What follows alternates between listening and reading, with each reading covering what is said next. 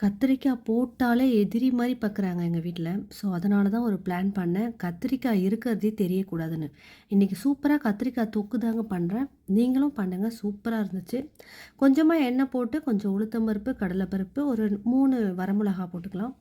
இது நல்லா பொரிஞ்சதுக்கப்புறமா கொஞ்சமா கருவேப்பில போட்டு, சின்ன வெங்காயம் நல்லா சரிக்கு சமமா கத்திரிக்காய் எவ்வளோ போடுறீங்களோ அந்த அளவுக்கு சின்ன வெங்காயம் போட்டு நல்லா வதக்குங்க. ஒரு பெரிய தக்காளி நான் எடுத்துக்கிட்டேன். தக்காளியும் வெங்காயமும் நல்லா வதங்கி வரும்போது கத்திரிக்காவை பொடியாக கட் பண்ணி வச்சுருக்கேன். மேலே இருக்க அந்த க்ரீன் கலர் லீஃபோடவே கட் பண்ணுங்கள். அது ரொம்ப நம்மளுக்கு ஸ்ட்ரென்த்துக்கு ரொம்ப நல்லது அது. இரும்பு சத்து அதிகமாக இருக்குது கத்திரிக்காயில். கடைசியாக கொஞ்சம் உப்பு போட்டு நல்லா வதக்கிடுங்க. கத்திரிக்காய் நல்லா வேகணும். அதுக்கப்புறம் ஆற வச்சு அரைச்சி எடுத்துக்கலாம். மறுபடியும் அதே பேன்லேயே கொஞ்சமாக எண்ணெய் ஊற்றி கொஞ்சம் கடுகு போட்டு கொஞ்சம் சீரகம் போட்டு ஒரு கொஞ்சம் கடலைப்பருப்பு கொஞ்சம் உளுத்தம் பருப்பு போட்டுட்டு கொஞ்சமாக கருவேப்பிலை போட்டுட்டு சின்ன வெங்காயம் மறுபடியும் கொஞ்சம் தட்டி அதில் போட்டிருக்கேன். இது ஒரு டேஸ்ட்டு சூப்பராக இருந்துச்சு. அரைச்ச விழுது அதில் ஆட் பண்ணிவிட்டு ரொம்ப மையாக அரைச்சிடாதீங்க.